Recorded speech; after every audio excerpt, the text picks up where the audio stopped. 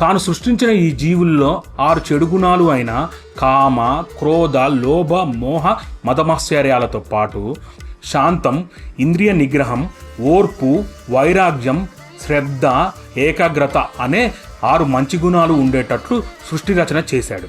ఇలా మనుషులలో 6 మంచి చెడు గుణాలు ఉంచిన దేవుడు అదే విధంగా ఉన్న రుచులను కూడా చెట్లల్లో నింపి పంపాడు. అవే వేపలోని చేదు, చింతలోని పులుపు, మిరపలోని కారం, మామిడిలోని వగరు, తీపి, ఉప్పు. వేపలో యాంటీ బ్యాక్టీరియల్ మరియు యాంటీ ఫంగల్ లక్షణాలు ఉన్నాయి. చింతపండు జీర్ణక్రియకు సహాయపడుతుంది, బెల్లం శక్తిని అందిస్తుంది. మామిడికాయలో విటమిన్ సి ఉంటుంది, మిరపకాయలో విటమిన్ ఏ ఉంటుంది. ఉప్పు శరీరానికి అవసరమైన ఖనిజాలను అందిస్తుంది. ఈ 6 రుచులు కూడా ఉగాది సమయంలోనే వస్తాయి.